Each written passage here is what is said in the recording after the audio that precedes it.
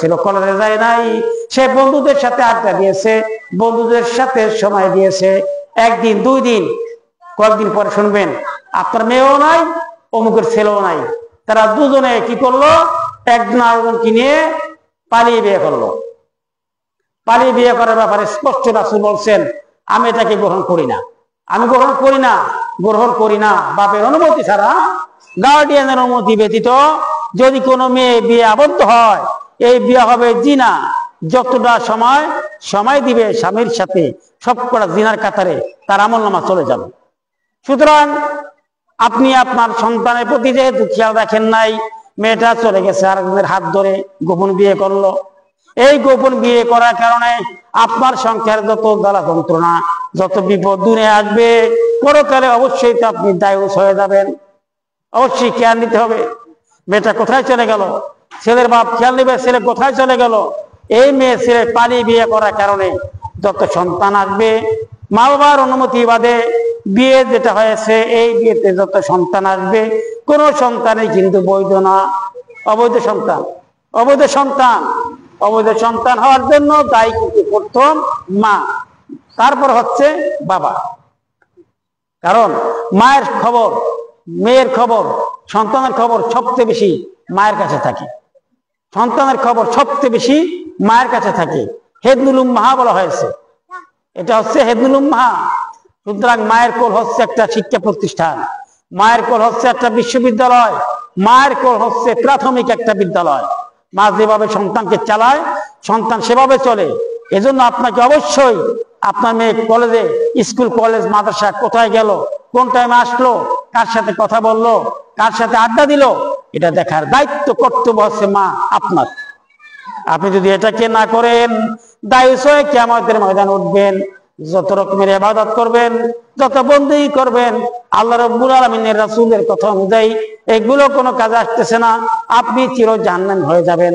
আল্লাহ স্পষ্ট আপনাকে জাহান্নামী হবেন এটা রাসূলের মাধ্যমে ঘোষণা দিয়েছেন। রাসূল বলছেন 1 নম্বর। 2 নম্বরে আপনার এখানে শিক্ষা হচ্ছে যে বিয়েতে আপনি চয়েস করবেন, আপনার পুত্রবধূ যাকে বানাবেন তাকে আপনি দেখবেন আপনার জন্য জায়েজ, কারণ আপনিও মহিলা, ও যাকে আনবেন সেও একজন মা বা মহিলা, আপনি দেখতে পারবেন। আর চয়েস ক্ষেত্রে শুধুমাত্র যার জন্য বিয়ে করাবেন ছেলে দেখবে, বাকি কারোর জন্য জায়েজ নাই। এখন দেখেন আমরা যে অনুষ্ঠান করি, আমরা কি করি, গায়ে হলুদের নাম করে 20 জন 30 জন ছেলেদেরকে পাঠাই, 20 জন 30 জন মেয়েদেরকে পাঠাই ওই বাড়ি গিয়ে, অর্থাৎ আপনার বিয়ে বাড়ি গিয়ে সেখানে একটা অনুষ্ঠান করে গায়ে হলুদ নাম করে। আবার সেখান থেকে 10 জন 20 জন পুরুষ, 10 জন 20 জন যুবক যুবতী এভাবে এসে আপনার বাড়িতে অনুষ্ঠান করলো। এই সম্পূর্ণরা ইসলাম বিরোধী অনুষ্ঠান, ইসলামের সাথে এই অনুষ্ঠানের কোনো সম্পর্ক নাই।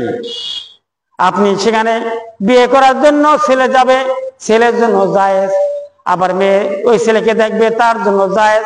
বাকি 30 জন 29 জন সকলের জন্য কিন্তু হারাম। এই সকলে যে গেল, এই সকলকে যে আনবেন, এর জন্য অবশ্যই আপনাকে কঠিন মুসিবতের দিনে, কঠিন হাসরের দিনে জবাবদিহি করতে হবে। আপনি দায়ুসের খাতায় কিন্তু আপনি চলে যাবেন, এর জন্য এই অনুষ্ঠান করা যাবে না। গায়ে হলুদের অনুষ্ঠান, আপনার মেয়েকে গায়ে হলুদ আপনি দিবেন, যদি প্রয়োজন হয় আপনার মেয়ে দিবে অথবা আপনার পুত্রবধূ দিবে, এতে কোনো আপত্তি নাই। আর এইটাকে কেন্দ্র করে যেই পুরুষ, বেগানা পুরুষ আসলো, বেগানা মেয়েরা আসলো, উভয়ের সাথে উভয়ের সাক্ষাৎ হলো, এই যে জিনা হয়ে গেল, এই যে এই ব্যাপারটা হলো, এই জন্য কিয়ামতের ময়দানে আপনাকে আল্লাহর দরবারে জবাবদিহি করতে হবে। আপনি দায়ুসের খাতায় আপনার নাম চলে যেতে পারে। সুতরাং আমাদের বিয়ের অনুষ্ঠানের প্রথমই শুরু হয়েছে হারাম দিয়ে। এই যে দেখা সাক্ষাৎ করা, প্রথমে দেখতে গেলেন বেগানা পুরুষ নিয়ে, বেগানা ছেলেদেরকে নিয়ে দেখালেন, এটা হারাম কাজ শুরু হয়ে গেল। এরপরে গায়ে হলুদের অনুষ্ঠান, এটা চলতেছে আমাদের দেশে, এটা সম্পূর্ণরূপে ইসলাম বিরোধী, ধর্ম বিরোধী, এটা সম্পূর্ণরূপে একটা হারাম কাজ। 3 নম্বরে আপনি যে অনুষ্ঠান বিয়ের দিনে দেখা যায়, আপনি কি করেন, একটা কুলা, একটা 5টা দুকলা, 5টা ধান, একটা পান আর 5 ফোঁটা সিঁদুর, এই যে কালচার প্রত্যেকটা বাড়িতে আমরা দেখতে পাই, এগুলো কোথায় পাইলেন? এগুলোর শানে নজুল কি, ব্যাকগ্রাউন্ড কি, এর কোনো উৎপত্তির কোনো জায়গা পাই না। একমাত্র এগুলো পাই হিন্দু, খ্রিস্টান, ইহুদি, নাসাদের কৃষ্টি কালচার, তাদের এটা অনুকরণ। মুসলমানদের সাথে, ধানের সাথে, তুলার সাথে, দুবলার সাথে কোনো সম্পর্ক নাই। আপনি আপনার ছেলেকে গোসল দিবেন, গোসল তো নিজেরটা নিজেই দিতে পারে। আপনার যদি মন চায় আপনার ছেলেকে আপনার গোসল দিলেন, কিন্তু সেখানে কেন কুলা লাগবে, সেখানে কেন দুবলা লাগবে, সেখানে কেন ধান লাগবে, সেখানে কেন পান লাগবে? আপনি কি জানেন এই যে দুবলা কাদের সংস্কৃতি? আপনি কি জানেন যে সিঁদুর দেন আপনারা যাকে বলে ঢেকি, আমাদের গ্রাম্য ভাষায় ঢেকির কপালে 5টা টিপ দেয় এই যে আপনার সিঁদুর দিয়ে, এটা কাদের কালচার বলেন তো? জানেন না, কিছু জানেন না, জানার প্রয়োজন মনে করেন না। এটা সম্পূর্ণ হিন্দুয়ানি কালচার। সিঁদুরের সাথে হিন্দুর সম্পর্ক, সিঁদুরের সাথে হিন্দু ধর্মের সংস্কৃতির সম্পর্ক, পূজার সম্পর্ক আছে। খবর নিয়ে দেখবেন দুবলার সাথে তাদের সম্পর্ক আছে, তাদের বিভিন্ন পূজায় তাদের ইবাদতে দুবলা লাগে। এবং খবর নিবেন তাদের ইবাদতের জন্য ফুল লাগে। এগুলো কিন্তু হিন্দুদের কালচার, হিন্দুদের কৃষ্টি কালচার, হিন্দুদের সংস্কৃতি। মুসলমান ধর্মের সাথে কোনো সম্পর্ক নাই। এগুলো সম্পূর্ণরূপে একটা শিরক। সুতরাং আপনি ছেলের বিয়ের সময়, আপনার মেয়ের বিয়ের সময় আপনার ছেলে কি বলে মুসলমানের সময় এই যে এগুলো করেন, এটা সম্পূর্ণরূপে হারাম। এই হারামটা করায় কে? শয়তান ধোঁকা দিয়ে বোকা বানিয়ে আমার মুসলমান মা বোনদেরকে ঈমান হারা করে এই সমস্ত কাজ করায়। এগুলো করার কারণে সমস্ত কাজ শয়তান লাভবান হয়ে গেল, শয়তান খুশি হয়ে যায়, কিন্তু আল্লাহ বেজার হয়ে যায়। এটা ধর্মের কোনো কাজ নয়, ধর্মবিরোধী কাজ। অবশ্যই আপনাকে এগুলো বর্জন করতে হবে। খবরদার, খবরদার। আপনি কি করেন? ওই যে দুবলা বলেন, ধান বলেন, পান বলেন, কুলা বলেন, এটা অবশ্যই আপনি ব্যবহার করবেন না বিয়েতে। এটা আপনি কোনো কারণেই বিশেষ প্রয়োজন ছাড়া ব্যবহার করা যাবে না। বিয়ের অনুষ্ঠান তো দরকার হয়ই না। এরপরে আপনি কি করেন? সেখানে আপনি তেলই দেওয়ার নাম করে একজন মহিলা কি করে পানি কলস ভর্তি করে সেটার মধ্যে একটা গাছের ঠালা, বিশেষ করে আম গাছের ঠালা ঢুকিয়ে দেন। বলেন তো আম গাছের ঠালার সাথে বিয়ের সাথে সম্পর্কটা কি? আর কলস পানির সাথে বিয়ের সম্পর্কটা কি? সম্পূর্ণ হিন্দুয়ানি কালচার, হিন্দুয়ানি খ্রিস্টানি কালচার আপনার ভিতরে ঢুকে গেছে। আপনার আপ্যায়ন নাই। শয়তান কিন্তু বাহাবা দেয়, শয়তান এতে খুশি হয়ে গেছে, আল্লাহ কিন্তু নারাজ হয়ে গেছে। এগুলো করা যাবে না। এগুলো করার কারণে শয়তান বিয়েতে অনুষ্ঠানে সম্পর্কিত হয়ে গেল, শয়তানি শুরু করে দিল। আপনার এই বিয়ের অনুষ্ঠানে কোনো বরকত হবে না। এরপরে কি করি? অনুষ্ঠান। সেই অনুষ্ঠানে কি করি? ছেলে মেয়ে একসাথে। আমরা আলাদা পর্দার ব্যবস্থা থাকলে তাহলে হয়তো, আলাদা কোনো পর্দার ব্যবস্থা নাই। সেখানে কি করি? আমরা একই টেবিলে নারী পুরুষ একসাথে খাবার দিই। যেই পুরুষ দেখা দেওয়া জায়েজ নাই, যেই পুরুষের সাথে কথা বলা জায়েজ নাই, যেই পুরুষে মুখে গলার সাউন্ড শুনতে পারবে না, সেই পুরুষের সাথে একই টেবিলে মজা মেরে আমরা খাই। আপনার মেয়ে খায়, আপনার বোনে খায়, আপনার কি বলে স্বামী খায়, আপনার ছেলে খায়। একই জায়গায় খাবার দাবার করে আপ্যায়নের ব্যবস্থা করে। সেখানে নারী পুরুষের অবাধ মেলামেশা।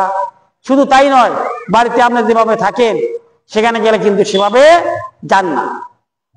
তখন দেখবেন ওই যে ইচ্ছে লেখা আছে, আপনার ছবি তোলে স্টুডিওতে লেখা আছে রূপ থাকলে ধরে দিব, না থাকলে গড়ে দিব। তার মানে আপনার যে রূপটা আছে সেটাকে তারা স্পষ্ট করবে, যদি রূপ না থাকে সুন্দর করে দিবে।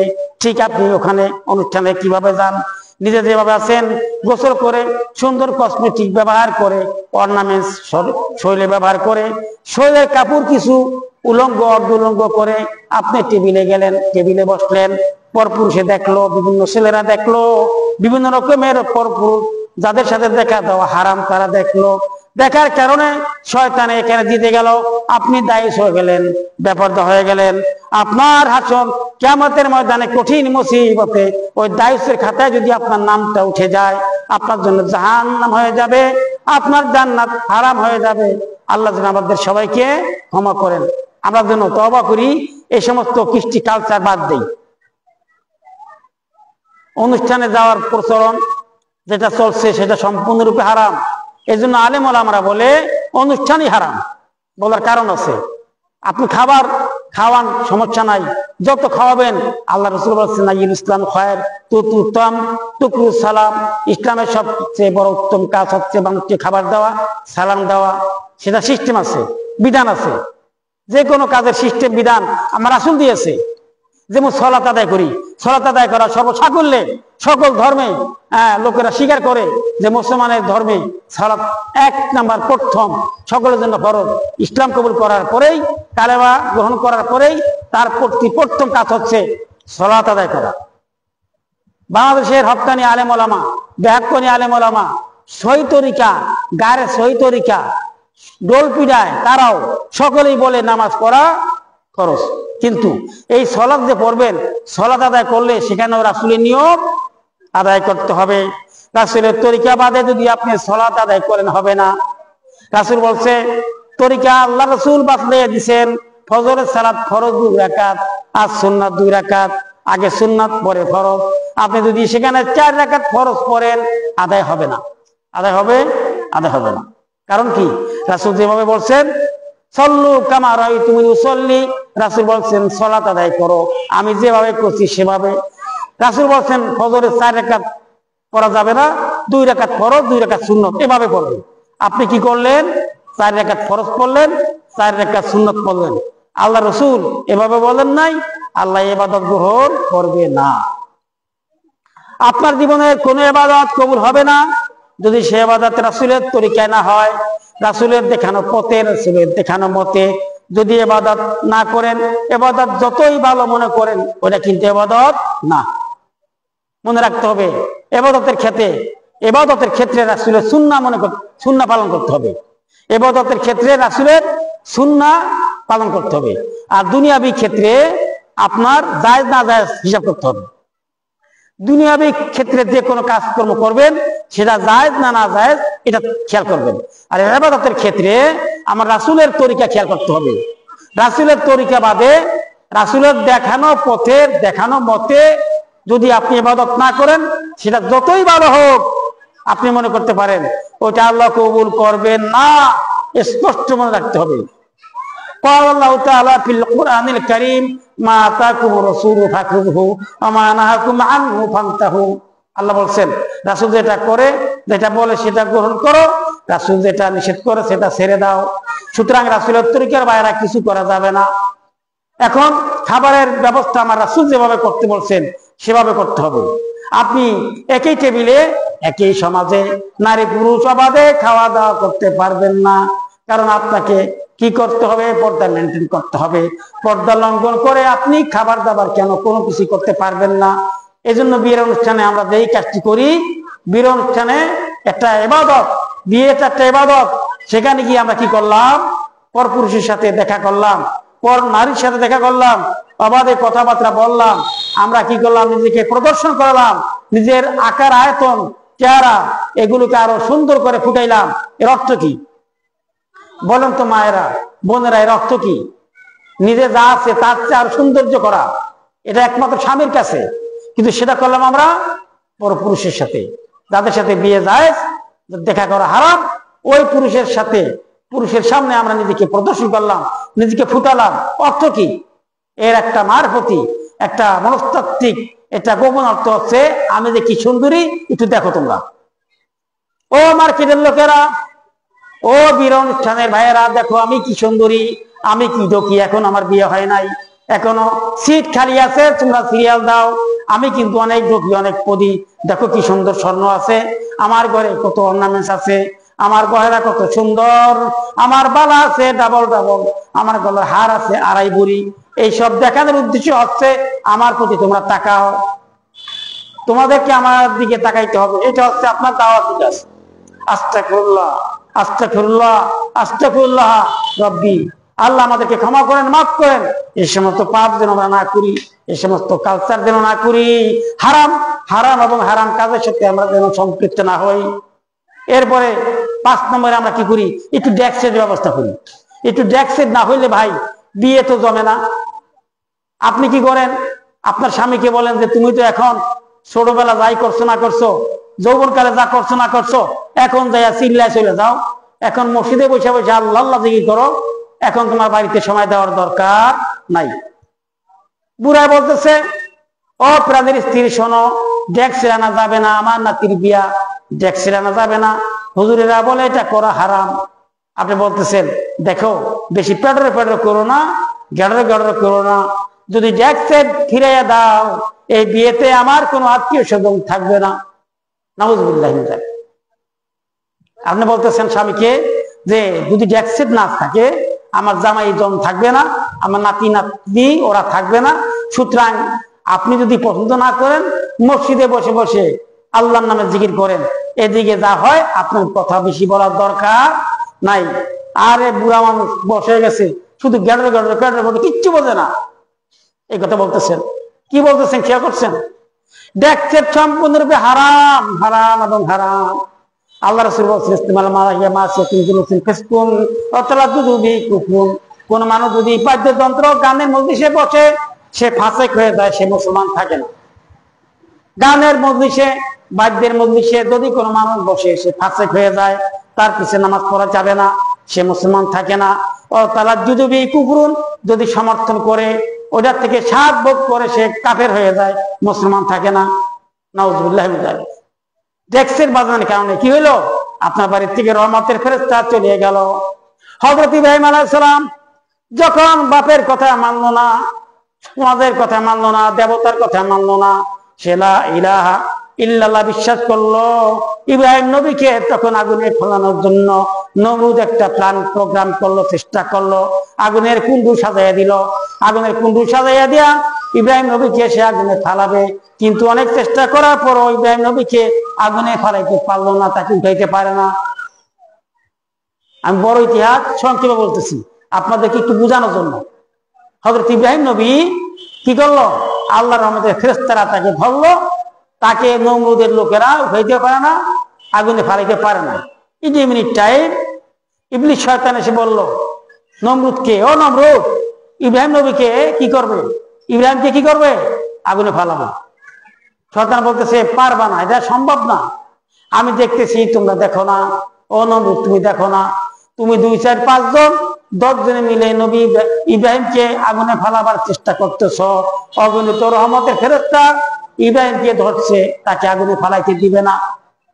এখন নমরুদ বলতেছে তাইলে উপায় কি? এত কষ্ট করে আগুন সাজাইলাম, আগুনের কুণ্ডু সাজাইলাম, নবী ইব্রাহিমকে সেখানে ফালাবো। তখন ইবলিস শয়তান বুদ্ধি দিল যে এখানে নারী পুরুষ অবাধে দেখা সাক্ষাৎ ব্যবস্থা আর ডোল ডবল বাদ্যযন্ত্রের ব্যবস্থা করো।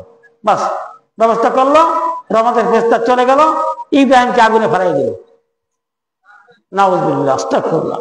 আগুনে ফালাই দিল, তার মানে কি? যেখানে বাদ্যযন্ত্র চলে সেখানে রহমতের ফেরেশতা থাকে না। হযরতে ইদ্রিস আলাইহিস সালাম এবং হযরতে নূহ আলাইহিস সালামের মাঝামাঝি একটা সময় এক শয়তান একটা বাঁশি বাজাইল, একটা বাঁশি বানাইয়া বাঁশিতে সুর দিল। আইএমএ জাহিলি যুগের মতো একটা ব্যবস্থা হয়ে গেল। হযরতে নূহ আলাইহিস সালাম, হযরত ইদ্রিস আলাইহিস সালাম এর মাঝামাঝি সময় সেখানে ইবলিস শয়তান একটা বাঁশি বাজাইয়া একটা বাঁশিতে গান দিল। গান দেওয়ার সাথে সাথে সমতল এবং নিম্নতল ভূমির সমস্ত মহিলা এবং পুরুষ এক জায়গায় হয়ে গেল। তাফসির ইবনে কাসির, বিশাল তাফসির, আমি সংক্ষেপে বলতেছি। সেখানে যখন বাঁশি বাজানো শুরু করলো ইবলিস, নিম্ন ভূমি এবং উঁচু ভূমির সমস্ত নারী পুরুষ এক জায়গা হয়ে গেল। এখন নারীরা পুরুষদেরকে পাল্লা দিল যে কে বেশি ডকি, কে বেশি সুন্দরী। নারীরা সাজতে লাগলো, মায়েরা বোনেরা সাজা শুরু করলো, আবার ছেলেরাও সাজতে শুরু করলো যে কে বেশি সুন্দর। 2 গ্রুপে পাল্লা দিল, একটা মেলা হইল, বাৎসরিক মেলা। সেই মেলা থেকেই গানের আবিষ্কার শুরু। ওই মেলায় নারী পুরুষ অবাধে মেলামেশা এবং দেখা সাক্ষাৎ। আর কি করলো? বাঁশি, তবলা, হারমোনি, ঢোল, ওই সময়ের বাদ্যযন্ত্র যা ছিল সব সেখানে ইউজ করলো, ব্যবহার করলো। যার কারণে বাৎসরিক মেলায় নারী পুরুষ এক জায়গায় হয়, ওদের কাছে আগেই খবর আছে অমুক তারিখে আমাদের মেলা হবে, ওই মেলায় নারী পুরুষ এক জায়গায় হয়, এক জায়গায় হয়ে গান বাজনা শুরু করে দিল, নাচ গান শুরু করে দিল, প্রতি বছর ওইভাবে মেলা সেখান থেকে আবিষ্কার হয়ে গেল। সুতরাং যেখানে ডেস্ক চেক থাকে সেখানে রহমতের ফেরেশতা থাকে না। আল্লাহ রাসূল বলছে কুকুর এবং বাদ্যযন্ত্র এইগুলো থেকে তোমরা হুঁশিয়ার থাকো। যেই ঘরে কুকুর থাকে, বাদ্যযন্ত্র থাকে, আর কি থাকে, যেই ঘরে আপনার আর্ট থাকে, আর্টিস্ট থাকে, যেটার মধ্যে মূর্তির ছবি থাকে, মূর্তি থাকে, সেই ঘরে রহমতের ফেরেশতা আসেন। সুতরাং দেখছেন দিয়ে শুরু করলেন আপনার অনুষ্ঠান, আপনার বাড়ির অনুষ্ঠান দেখছেন দিয়ে যখন শুরু হইলো রহমতের ফেরেশতা থাকলো না। যেখানে রহমতের ফেরেশতা থাকে না সেখানে গজবের ফেরেশতা আসে। বলতে পারেন হুজুর রহমতের ফেরেশতা যদি না থাকে গান বাদ্য করলে তাইলে জাহান্নামে সাজা দিব, সেখানে তো ফেরেশতা থাকবে না। না না না বোন, বুঝতে হবে রহমতের ফেরেশতা থাকবে না, কিন্তু গজবের ফেরেশতা সেখানে অবশ্যই থাকবে, আযাবের জন্য, গজব দেওয়ার জন্য। এই জন্য বিয়ের অনুষ্ঠানের 5 নম্বরের কাজ হচ্ছে ডেস্ক নিষেধ। ডেস্ক থাকতে পারবে না, গান বাদ্যর ব্যবস্থা থাকতে পারবে না। যদি গান বাদ্যের ব্যবস্থা থাকে রহমত, সেখানে রহমতের ফেরেশতা থাকে না। যেখানে রহমতের ফেরেশতা থাকতে পারে না সেখানে আল্লাহর রহমত নাযিল হয় না। রহমত নাযিল যদি না হয় এই ঘরে যত সন্তান আসবে তারা আল্লাহ, তারা আল্লাহর কুতুব রাসূলের উম্মত, খাঁটি উম্মত, সহি তরিকার আলেম, সহি তরিকার উম্মত সেখানে পয়দা হবে না, হইতে পারে না, ইম্পসিবল। এই জন্য আপনি হুজুরের কাছে বলতেছেন হুজুর দোয়া করেন আমার ছেলের জন্য, ছেলে বেশি খারাপ না, এই একটু মদ খায়, সামান্য একটু গাঁজা খায়, সময় আমার 2টা ছায়া থাকবো দেয়, ছেলে বেশি খারাপ না। বেশিরভাগ দেখেন ইতিহাস, বর্তমান ছেলেরা মায়ের কথা শোনে না। আপনার ছেলে আপনার কথা শোনে না, কারণ দেখি বলেন তো কি কারণ? ছেলেকে বলেন ডাইনে যেতে, সে চলে যায় বাম দিকে। ছেলেকে বলেন সলাতে মসজিদে যাইতে, সে চলে যায় কোথায়? সে আড্ডাখানায় সে চলে যায়, যেখানে নিষিদ্ধ কাজ সেখানে, গাজার আড্ডায়, জোয়ার আড্ডায় সে চলে যায়। মায়ালি নিয়ে একটা মায়া নিয়ে সে ঘুরতে যায়। কারণ কি? ওই ছেলে আপনার কথা শোনে না, মেয়ের কথা মানে না। ছেলেকে বলছেন স্কুলে যাইতে, সে চলে যায় কলেজে। ছেলেকে বলছেন মাদ্রাসা যাইতে, সে চলে যায় স্কুলেতে। কারণটা কি? কারণ অবশ্যই কারেন্ট চলে গেছে। সবাই মনে মনে আল্লাহর নামে তাসবিহ পাঠ করেন, সুবহানাল্লাহি ওয়া বিহামদিহি সুবহানাল্লাহিল আযীম। সবাই মনে মনে মা বোনেরা বলতে থাকেন, নিজের কলবে জারি করেন, সুবহানাল্লাহি ওয়া বিহামদিহি সুবহানাল্লাহিল আযীম।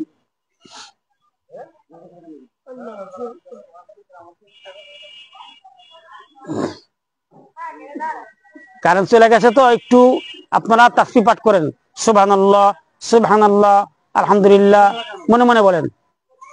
যার যারটা শেষে বলেন আল্লাহু আকবার, আল্লাহু আকবার।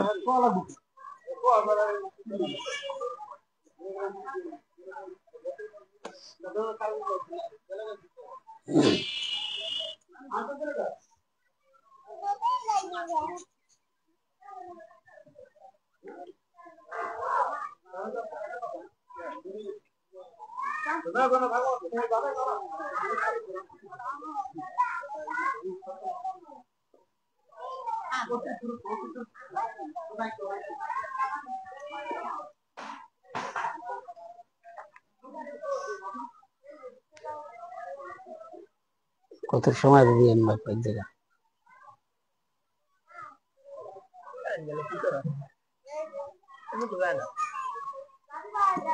একটু বলতো না, বন্ধ বন্ধ আছে না? ঠিক আছে, ই আছে না, জেনারেটর আছে?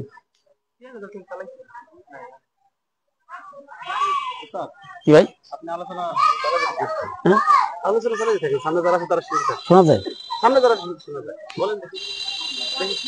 আল্লাহ রাব্বুল আলামিনের পক্ষ থেকে, রাসূলের পক্ষ থেকে আপনাদের কাছে আমি কি বলছিলাম যে আপনার ডেস্কের বাড়িতে পাবেন না। এরপরে আপনার এই ডেস্কের থেকে শুরু করে পিছন থেকে আমি যে 5টা সিমটম বললাম, 5টা কর্মসূচি বললাম, যেগুলো আমরা করি সম্পূর্ণরূপে হারাম। এই হারাম কাজটা করার কারণেই আমাদের সন্তান আমাদের কথা শোনে না। সন্তান যেহেতু শয়তানের ধোকায় পড়ে গেছে, প্রথম থেকেই শয়তান আপনার আমার ঘরে ঢুকে গেছে। শয়তানকে আমরা দাওয়াত দিয়ে আনছি। বাস্তবে শয়তান ইচ্ছা করে আসে নাই।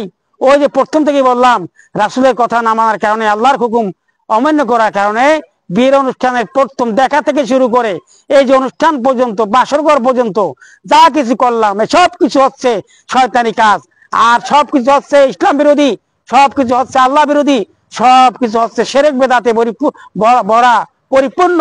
সেজন্য এই কাজ করার কারণে আমাদের সন্তান আমাদের কথা মানে না, আমাদের ছেলে আমাদের কথা শোনে না, আমাদের মেয়ে আমাদের কথা শোনে না।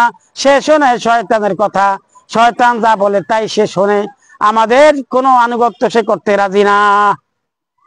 মায়েরা শোনেন, সন্তান বর্তমান ছেলে মেয়েরা মার কথা শোনে না, ফেসবুকের কথা শোনে।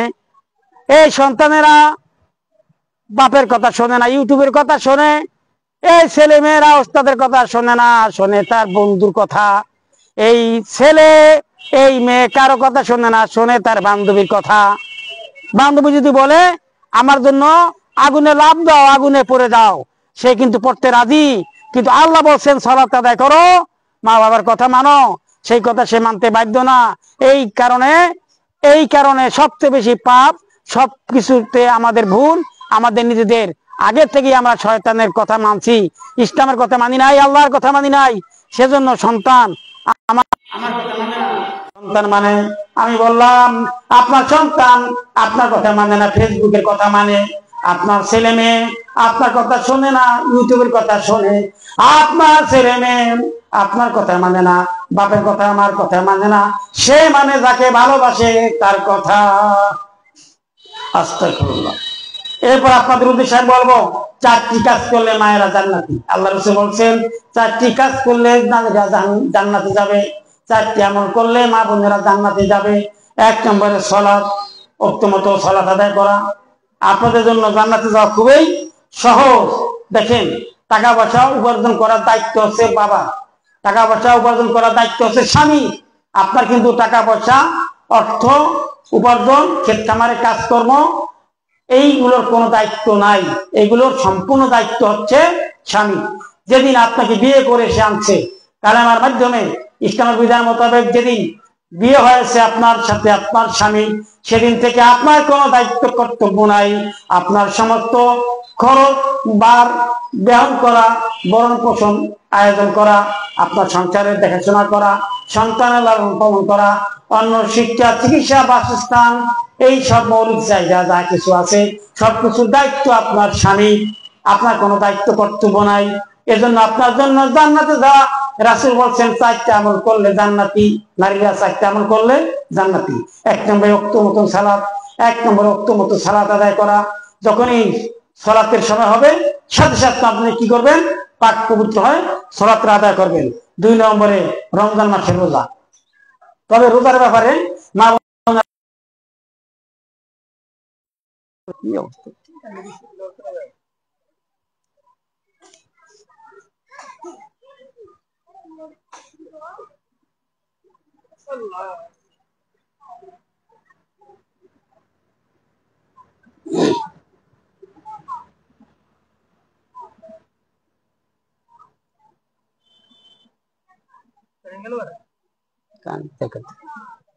লাগবে মনে।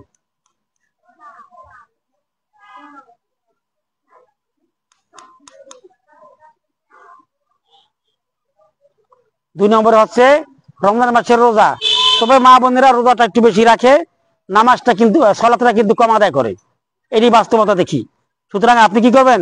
1 নম্বরে ওয়াক্তমতো সালাত আদায় করবেন, 2 নম্বরে রমজান মাসের রোজা রাখবেন, 3 নম্বরে আপনি স্বামীর আনুগত্য করবেন বৈধভাবে। স্বামী যেটা আপনাকে বলে সেটা যদি দেখেন শরীয়তে কোনো বাধা নাই, তবে সেটা আপনি পালন করা আপনার জন্য কি ফরজ। রাসূল 4টা কাজের মধ্যে 3 নম্বরের কাজ হচ্ছে স্বামীর আনুগত্য করা। তবে কোন স্বামী যদি ইসলাম বিরোধী হুকুম করে, বেপরদা থাকতে বলে, বেগানা পুরুষের সাথে কথা বলতে বলে, সেটা কিন্তু মানা জায়েজ নাই। লা তুআতা লিমাখলুকিন ফি মাসিয়াতিল খালিক।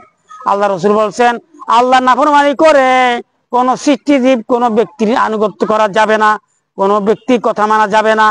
আল্লাহর আনুগত্য, আল্লাহ রাসূলের আদেশের বাইরে কোন হুকুম যদি স্বামী দেয় সেটা মানা যাবে না। বাকি স্বামীর হুকুম যদি কোরআনের মতে হাদিসের মতে কোনো সমস্যা না হয়, তবে স্বামীর কথা মানা, স্বামীর আনুগত্য করা ফরজ। স্বামী যাকে পছন্দ করবে কথা বলা, তার সাথে কথা বলতে পারবেন না যদি সেটা ইসলামের বিপক্ষ হয়। কারণ হচ্ছে যে আপনি ওই যে 14 ব্যক্তি, এই 14 ব্যক্তির ব্যাপারে যদি স্বামী বলে যে তুমি তার সাথে কথা বলো, সেখানে আপনি কথা বলবেন। স্বামী যদি বলে এই 14 ব্যক্তির অমুকের সাথে কথা বলা যাবে না, তোমার আপন জামাই হইলেও তার সাথে কথা বলবে না, এটা যদি স্বামী না করে, তাহলে তার সাথেও আপনি কথা বলতে পারবেন না। এটা হচ্ছে স্বামীর কথা মানা। স্বামীর কথা মানা এরকম না যে সুন্নাহ বিরোধী, কোরআন বিরোধী কোনো কথা বললো আর সেটাকে আপনাকে মানতে হবে, এটা কিন্তু আল্লাহ রাসূল বলেন নাই। স্বামীর আনুগত্য করো, তার মানে স্বামীর কথাগুলো যদি আল্লাহ রসুলের কথার বাইরে না হয়, আল্লাহর বিধানের বাইরে না হয়, সেটা মানা আপনার জন্য অবশ্যই কর্তব্য। 3 নম্বর শর্ত। এখন কোন স্বামী যদি বলে আমার বন্ধুদের সাথে আড্ডা দাও, বন্ধুর সাথে টাইম দাও, বন্ধুকে খাবার দাও, আমার বন্ধুদেরকে, আমার বেগানা যারা তোমার তার সামনে চা দিয়ে আপ্যায়ন করে, এটা করতে পারবেন না, কারণ এটা আল্লাহ রসুল নিষেধ করেছেন, আল্লাহ নিষেধ করেছেন। এজন্য আপনি বৈধ মতো যে হুকুমগুলো আপনার স্বামী করবে, সেই স্বামীর কথাগুলো আপনাকে মানতে হবে, সেইগুলো মানে আপনার জন্য অবশ্যই কর্তব্য। এখন দেখা গেল আপনি হাটে যান, বাজারে যান, স্বামীর কোনো পারমিশন নাই, উইদাউট পারমিশন স্বামীর কথার বাইরে আপনি বাজারে যাওয়া, এটাও আপনার জন্য হারাম। আপনার স্বামী যদি হুকুম না দেয়, ঘর থেকে বের হতেই পারবেন না। যেহেতু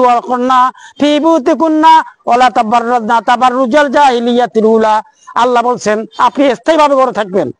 আপনি কি করবেন? স্থায়ীভাবে ঘরে থাকবেন। সুতরাং স্বামীর কথা যদি স্বামী বলে তুমি বের হয়ে এই কাজটা করো, সেটা যদি শরীয়ত বিরোধী না হয়, সেটা আপনি করবেন, সেটা আপনি করবেন। কিন্তু ইসলামে যেটা নাই, সেটা স্বামী বললো আপনি করতে পারবেন না। আসিয়া রাদিয়াল্লাহু তাআলা আনহা তার স্বামীকে আল্লাহ বলে স্বীকার করেন নাই। কারণ কি? ফেরাউন তো আল্লাহর বিরোধী ছিল, ফেরাউন আল্লাহর শত্রু ছিল, ফেরাউন ইসলামের দুশমন, ইসলামের শত্রু। এর জন্য ফেরাউনকে হযরতে আসিয়া রাদিয়াল্লাহু তাআলা আনহা কিন্তু মানেন নাই, তারকে আনুগত্য করেন নাই, তাকে রব বলে স্বীকার করেন নাই। একটি কারণ, স্বামী কিনা তার রব না, স্বামী তার স্বামী, কিন্তু তার ইবাদতের কোনো যোগ্য স্বামী না। এজন্য শরীয়ত বিরোধী কোনো কাজে স্বামী বললো সেটা মানা যাবে না। শরীয়তে যেটা আছে সেটা স্বামীর কথা মানবেন, কিন্তু স্বামীর হুকুমের বাইরে আপনি যেতে পারবেন না, যেই কাজ শরীয়তের সমস্যা নাই সেগুলোতে। 3 নাম্বার কি হলো? স্বামীর আনুগত্য করলেন। কথাটা ক্লিয়ার কিনা? মাইক নাই তো, সেজন্য 2বার 3বার বলতেছি।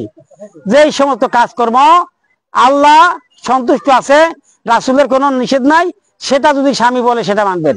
কিন্তু আল্লাহর হুকুম, রাসূলের আদেশ অমান্য হয়, সেই কথা স্বামী বললেও মানা যাবে না। ইভেন আপনার পীর বললেও মানতে পারবেন না, আপনার শাইখ বললেও মানতে পারবেন না। লা তুআতা লিমাখলুকিন ফি মাসিয়াতিল খালিক। আল্লাহ রাসূল বলছেন কোন সৃষ্টির যুগের কথা, কোন সৃষ্টির কথা মানা যাবে না।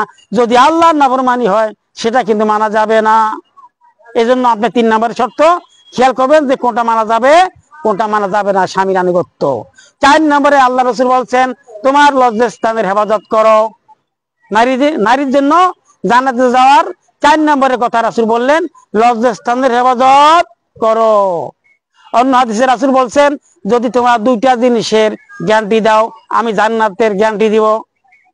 আল্লাহ রাসূল বলছেন তোমরা যদি 2টা জিনিসের গ্যারান্টি দাও, তাহলে আমি জান্নাতের জিম্মাদার হব। 1 নম্বরে তোমার মুখ, 2 নম্বরে তোমার লজ্জা স্থান। মুখের হেফাজত করতে হবে। মুখ দিয়ে যে কোনো কথা বলা যাবে না, মিথ্যা কথা বলা যাবে না, মুখ দিয়ে চগলখুরি করা যাবে না, মুখ দিয়ে গীবত শিকায়ত করা যাবে না, মুখ দিয়ে কাউকে গালিগালাজ করা যাবে না। এই মুখকে হেফাজত করা। 2 নম্বরে রাসূল বলছেন লজ্জাস্থানের হেফাজত করা। আপনার ইজ্জত, আপনার আবরু, আপনার সম্মান, আপনার এই লজ্জাস্থান যা কিছু বলেন সব আপনার স্বামীর জন্য, সব আপনার স্বামীর জন্য। এটার মধ্যে কাউকে ভাগ বসাতে পারবেন না। যদি কাউকে ভাগ বসান, আপনার জন্য রাসূল কিন্তু জান্নাতের খবর দেন নাই। 1 নম্বরে সালাত, 2 নম্বরে রমজান মাসের রোজা, 3 নম্বরে হচ্ছে আপনার কি স্বামীর আনুগত্য, 4 নম্বরে হচ্ছে আপনার লজ্জাস্থানের হেফাজত। আজকে দেখেন বেশিরভাগ বিবাহিত নারী পুরুষের অবাধে মেলামেশা, পরকীয়া, প্রেম, এবং বর্তমান দেখা যায় যে অবিবাহিত মেয়েরা জানি বাবা মার হুকুমের বাইরে চলে যায়, যেগুলো গোপন বিয়ে করে, এর চাইতে বিবাহিতা নারী পুরুষের বিবাহ অবস্থা, পরকীয়ার অবস্থা সংখ্যা আরো বেশি, সংখ্যা আরো বেশি। যে কটা অবিবাহিত মেয়েরা চলে যায় গোপনে বিয়ে করে, এর চাইতে গোপনে বিয়ে হচ্ছে বিবাহিতা নারী, বিবাহিত পুরুষ। কারণ কি? কারণ হচ্ছে প্রথমে পর্দা লঙ্ঘন করছে, পর্দা লঙ্ঘন করার কারণে শয়তান ওকালতি করছে, শয়তান ওকালতি করার কারণে একজন সুন্দর ডিজাইন টাকা পয়সাওয়ালা একজন পর পুরুষের সাথে সম্পর্ক বৃদ্ধি পাইছে। সম্পর্ক বৃদ্ধি পাইতে পাইতে সম্পর্ক যখন গাড়ায় গেছে, তখন পরকিয়া করে নিজের সংসার, নিজের ছেলে মেয়ে সবকিছু ছেড়ে দিয়ে এই মহিলা চলে গেল ওই বেটার হাত ধরে। সে পরকিয়া করে নিজের আগের স্বামী, আগের সন্তান সবকিছুকে বাদ দিতে পারলো একটাই কারণ, যে সে শয়তানের দোকায় পড়ে গেছে, আল্লাহর হুকুম অমান্য করছে, রাসূলের তরিকা অমান্য করছে। আল্লাহর রহমতের বদলে গজব নাজিল হয়েছে। গজব নাজিল হওয়ার কারণে এই তার সংসারটা দুলিশাত ধ্বংস হয়ে গেছে। 4টা সংসার নষ্ট। প্রথম বিবাহের প্রথম স্বামীর সংসার নষ্ট, দ্বিতীয় যেই বাড়ি গেলেন, যেই ঘরে গেলেন, ওই ঘরে এক সময় কোন্দল, তার আবার আগের স্ত্রীর সাথে আপনার দ্বন্দ্ব, ওই সংসারও গন্ডগোল, ওই সংসারও আগুন লাগলো। তাইলে আগের স্বামীর ঘরে আগুন লাগছে, দ্বিতীয় স্বামীর ঘরে আগুন লাগাইলেন। আর এদিকে আগের স্ত্রীর ঘরে আগুন লাগলো, দ্বিতীয় স্ত্রীর ঘরে আগুন লাগলো। 4টা সংসার ধ্বংস হয়ে গেল একমাত্র আল্লাহর হুকুম অমান্য করার কারণে, রাসূল না মানার কারণে। সুতরাং এরা বলছিলাম পরকীয়া প্রেম একমাত্র শুরু হয়ে গেছে এখন বেশি বেশি। এখন বলছিলাম যুবতী মেয়ে, যুবতী সে যুবক ছেলের সাথে যেই গোপন বিয়ে হয়, তার থেকে বেশি হইতেছে পরকীয়া প্রেম বিবাহ। এই বিবাহের কারণে সংসার ধ্বংস হয়ে গেছে। কারণ আপনি আপনার স্বামী বাদে অন্যের সাথে কথাবার্তা বলছেন, যেটা ইসলাম নিষেধ করছে। স্বামীর সাথে অন্যের পুরুষের সাথে কথাবার্তা বলছেন, অন্য পুরুষের সাথে সাক্ষাৎ করে মোবাইলে ফ্রি টাইমে কথাবার্তা বলছেন, SMS দিয়েছেন, সম্পর্ক আস্তে আস্তে বাড়ছে। আর রাসূল বলছেন, যদি কোন পুরুষের সাথে কোন মহিলার কথা বলতে হয়, 3 নম্বর একজন লোক রাখো, যাতে তোমাদের মধ্যে শয়তান ঢুকতে না পারে। আর যদি তুমি কোন পুরুষের সাথে কথা বলো, কোন পুরুষ কোন মহিলার সাথে কথা বলে, যদি আর কোন ব্যক্তি না থাকে, রাসূল বলছেন তৃতীয় ব্যক্তি শয়তান থাকে। শয়তান থেকে দুজনের মধ্যে ওকালতি করে, ওকালতি করিয়া দুজনের মধ্যে বিবাহ বন্ধনে আবদ্ধ করিয়া দেয়। এই ডিস্টার্ব, এই শয়তান ওকালতি, এই রায়বাড়ি শয়তান করে, রাসূল বলছে। এখন খেয়াল করে দেখবেন মা বোনেরা, যে সমস্ত নারী, যে সমস্ত মহিলা নিজের স্বামী রেখে, নিজের সন্তান রেখে অন্য পুরুষের সাথে পালাইয়া যায়, একমাত্র কারণ শয়তানের ওকালতি। রায়বার তো ভাই একজন লাগে, ঠিক না মা? রায়বার তো একজন লাগে। আপনি মেয়ে বিয়ের সময় রায়বার লাগছে, আমার বিয়ের সময় রায়বার লাগছে, আমার বোনের বিয়ের সময় রায়বার লাগছে। রায়বার বা রায়বার ছাড়া বিয়ে শাদী হচ্ছে না, এটা রাখার সমস্যা নাই। এই রায়বার ছাড়া যখন আমরা কথা বলি, এই রায়বার ছাড়া যখন আমরা কি করি, অন্য পুরুষের সাথে কথা বলি, অন্য মেয়ের সাথে কথা বলি, অন্য পুরুষ কোন মহিলার সাথে কথা বলি, তখন রায়বার থাকে না, রায়বার একজন হইয়া যায়। রাসূল বলছেন সেই রায়বার হচ্ছে শয়তান। আর শয়তানের কাজ হচ্ছে অবৈধ মেলামেশা করে 2 নম্বরী সিস্টেমে, 3 নম্বরী কায়দায় পরকিয়া করিয়া অন্যের হাত ধরিয়া বাগিয়া যাইয়া বিয়া করে সে 2 নম্বর স্বামী গ্রহণ করলো, 2 নম্বর বিবাহ আবদ্ধ হলো। এই প্রথম সংসার ধ্বংস হয়ে গেল, দ্বিতীয় সংসার পাচ্ছেন, এই সংসারে আল্লাহর গজব নাজিল হয়ে যায়, এই সংসারে এক সময় টিকে না। এর জন্য রাসূল বলছে 4টা কাজ করো। 1 নম্বরে সালাত আদায় করো, 2 নম্বরে তুমি রমজানের রোজা রাখো, 3 নম্বরে তুমি কি করো, স্বামীর আনুগত্য করো, 4 নম্বরে তুমি লজ্জাস্থানের হেফাজত করো। স্বামীকে ঠকাইও না, স্বামীকে ঠকাইও না। স্বামীকে ঠকাইলে তুমি কিন্তু ঠক খাবা, যেই ঠক খাবা তুমি ওই ঠক থেকে কোনোদিন আর উঠতে পারবা না। কারণ এই দ্বিতীয় বিয়ে আল্লাহ মানে নাই, আল্লাহ মানেন নাই। এই বিয়েতে যত রকমের সন্তান হবে, এই সন্তান সহি হবে না, এই সন্তান ভালো হবে না, এই সন্তান আল্লাহ হবে না, এই শয়তান রাসূলের প্রেমিক হবে না।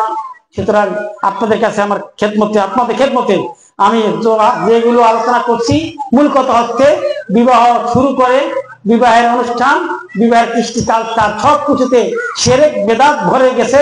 এগুলোকে বাদ দিতে হবে, এগুলোকে ত্যাগ করতে হবে।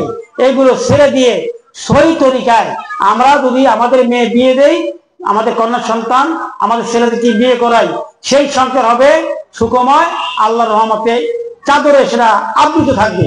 সেখানে ভালো আল্লাহ জন্ম নিবে, আল্লাহর খাস বান্দা জন্ম নিবে, রাসূলের প্রেমিক উম্মাত জন্ম নিবে, সহি তরিকার আলেম ওলামা জন্ম নিবে, সহি তরিকার আবেদ জন্ম নিবে। আর যদি এই যেগুলো করতেছি, এই ইসলাম বিরোধী কাজ করতেই থাকি, এই সংসারে কোনোদিন ভালো সন্তান আসবে না। দ্বিতীয় নম্বরে আপনাদের কাছে আমি বলছি, 4টা কাজ করলে আপনি জান্নাতি। রাসূল বলছেন সেই 4টি কাজের মধ্যে সালাত আসছে না। সালাতের পরে হচ্ছে রমজানের রোজা, এরপরে আপনার স্বামীর আনুগত্য করা বৈধভাবে, অবৈধ নয়, বৈধভাবে আনুগত্য করা। 4 নম্বর হচ্ছে নিজের লজ্জাস্থান, নিজের ইজ্জত, নিজের মানকে সংরক্ষণ করা, হেফাজত করা। আপনার স্বামী অবর্তমানে এগুলোকে হেফাজত করে তাকে ঠকাবেন না, তাকে ধোঁকা দিবেন না, তাকে বোকা বানাবেন না, তার সাথে প্রতারণা করবেন না। এই কাজগুলো করতে পারলে আল্লাহ রাসূল বলছেন ওই মহিলারা জান্নাতে যাবে। আল্লাহ যেন আমাদের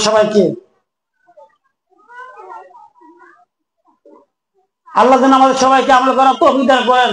সবাই আল্লাহর কাছে দোয়া করি আমি। এই চরচিগুন্ডি পশ্চিম কান্দি যুব সমাজের থেকে আয়োজিত মাহফিল আল্লাহ যেন কবুল করেন। আল্লাহ যেন আমাদের আমল, আমাদের ইখলাসের সাথে করার তৌফিক দান করেন। যে শিরক বিদআত গুলো আমাদের সমাজে রন্ধে রন্ধে প্রত্যেক ঘরে ঘরে পরিবারে ভরে গেছে, ছেয়ে গেছে, এইগুলো থেকে তওবা করে ফিরে এসে সহি তরিকায় যেন আমরা আমল করতে পারি।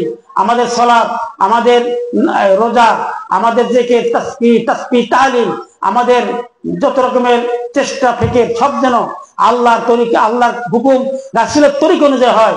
আল্লাহ যেন আমাদেরকে সেই তৌফিক দান করেন এবং আজকের মাহফিল যেন আল্লাহ কবুল করেন। যে সমস্ত হক কথাগুলো বলবো সেগুলো যেন আমরা আমাদের হৃদয়ে আমরা কি করতে পারি, ধারণ করতে পারি, আমাদের স্মৃতি পড়ে সেগুলোকে রক্ষা করতে পারি। আর যেগুলো ভ্রান্ত আকীদা, যেগুলো শিরক বিদআত মিশ্রিত আমল, সেগুলো যেন আমরা ছাড়তে পারি। আল্লাহ যেন আমাদেরকে সর্বশক্তি দান করেন। আমরা সবাই বলি আমিন। মা বোনেরা, আপনাদের উদ্দেশ্যে আমি যে কথাগুলো বললাম এগুলো আমল করবেন। এরপরে আরো বিস্তারিত অনেক আলাপ আছে, অনেক কথা আছে, অনেক ওয়াজ আছে। একদিনে সব করা সম্ভব না, শেষ করা সম্ভব না। আমি আপনাদের দেশের সন্তান, আপনাদের কারো ছেলে, কারো ভাই, আমার জন্য দোয়া রাখবেন এবং আপনার জন্য আমি দোয়া করি এবং সহি আমলগুলো করার চেষ্টা করবেন। আপনারা সালাত আদায় করার পরে সবসময় একটি আমল করবেন, রাসূল করছেন, আল্লাহু আকবার এটা বলবেন।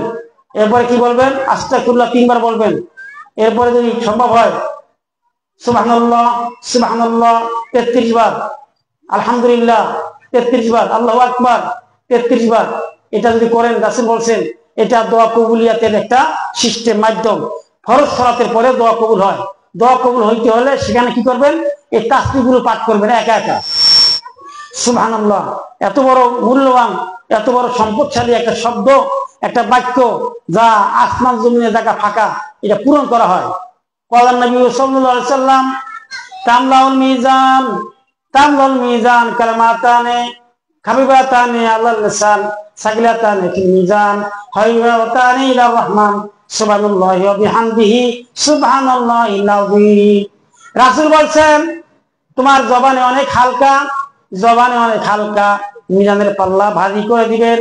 আল্লাহ কিয়ামতের ময়দানে আকাশ জমিনের ফাঁকা জায়গা, অন্য হাদিসে আছে, পূরণ করে দিবেন। সেই তাসবিহ যদি পাঠ করো অত্যন্ত সহজ, সেটা হচ্ছে সুবহানাল্লাহি ওয়া বিহামদিহি সুবহানাল্লাহিল আযীম। দেখেন আমরা না জানি না, আমরা শুধু মুখস্থ মানুষের কাছে শুনা শুনা তাসবিহ পাঠ করি, দোয়া করি, যে দোয়া নবীও করে নাই, যে তাসবিহ আল্লাহ বলেন নাই, কিন্তু রাসূল যেটা বলছে সেটা কিন্তু করি না। আপনারা এই যে যেটা বললাম এটা সহিহ হাদিস দিয়ে সাবেক, সহিহ হাদিস দিয়ে প্রমাণিত। আপনি সালাতের পরে এই তাসবিহ পাঠ করবেন, সুবহানাল্লাহ সুবহানাল্লাহ আলহামদুলিল্লাহ আলহামদুলিল্লাহ আল্লাহু আকবার আল্লাহু আকবার। আবার যদি পারেন লা ইলাহা ইল্লাল্লাহু ওয়াহদাহু লা শারীকা লাহু লাহুল মুলকু ওয়াল হামদু ওয়া আলা কুল্লি শাইইন কাদির, এটা করবেন। সুতরাং এই তাসবিহ পাঠ করবেন, যতবার পাঠ করবেন আল্লাহ রাসূল বলছেন আপনার মিজানের পাল্লা আল্লাহ ভারী করে দিবেন। হযরত নবী সুলাইমান যখন সিংহাসন নিয়ে রওনা করলেন, সিংহাসন এই জমিন থেকে 9 মাইল উপর, 9 মাইল উপর দিয়ে বাইতুল মুকাদ্দাসের আকাশে যখন নবী সুলাইমান তার সিংহাসন চালাইলেন, সিংহাসন অনেক বড় সিংহাসন, অনেক দামি সিংহাসন। সেই 17 মাইল সেটা ছিল দিকে, 17 মাইল ছিল পাশে। এই বড় সিংহাসন 4 আঙ্গুল মোটা ছিল, স্বর্ণের পাত বসানো। মাঝখানে ছিল একটা চেয়ার, যেখানে বসা ছিল নবী সুলাইমান। সেই চেয়ারে বসলেন। 3 লক্ষ ছিল চেয়ার, যে চেয়ারে ছিল বিভিন্ন রকমের সংসদ সদস্য, মন্ত্রী পরিষদের সদস্য, জিন এবং ইনসান। আল্লাহ স্পষ্ট কোরআনে ইরশাদ করেন, মিনাল জিন্নি ওয়াল ইনসি ওয়াত তায়র। এই 3টা বাহিনী ছিল নবী সুলাইমানের সিংহাসনে বসা। ডান দিকে ছিল মানুষ, বাম দিকে ছিল জিন, আর উপরের দিকে ছিল পাখি। এই সিংহাসন নিয়ে নবী সুলাইমান যখন বিরাট ভ্রমণ করার জন্য রওনা করলেন বাইতুল মুকাদ্দাস থেকে 9 মাইল উপরে, সেই সিংহাসন দেখে এক কৃষক বলল সুবহানাল্লাহ। নবী সুলাইমান ঘোষণা দিলেন যে এই সুবহানাল্লাহর ওজন, সুবহানাল্লাহর যে দাম মান কত তুমি কি জানো? কৃষক বলতেছে, হুজুর আমি তো জানি না। হযরত নবী সুলাইমান বললেন, আমার এই যে সিংহাসনের দাম কি তা কি জানো? না হুজুর জানি না। আমার সিংহাসনের অনেক বিস্তারিত বিবরণ, সেটা আমি এখন বললাম না, সময় সংক্ষিপ্ত। নবী সুলাইমান বললেন, আমার সিংহাসনের যত দাম, যত মান, যত সম্মান, তার থেকে বেশি সম্মান, বেশি মান হচ্ছে সুবহানাল্লাহ বলা। সুতরাং সালাতের পরে আপনারা এই তাসবিহটা করবেন এবং দেখে সময় করতে পারেন। আল্লাহ যেন আমাদেরকে সহি আকীদা এবং সহি আমলগুলো করার তৌফিক দান করেন। আস্তে আস্তে যেগুলো শিরক বিদআত মিশ্রিত আকীদা আমল, সেগুলো বর্জন করার সর্বশক্তি আল্লাহ দান করেন। আল্লাহর কাছে তৌফিক কামনা করি। আসসালামু আলাইকুম ওয়া রাহমাতুল্লাহ। টাইম মতো শেষ করছিলাম, আপনি আসেন।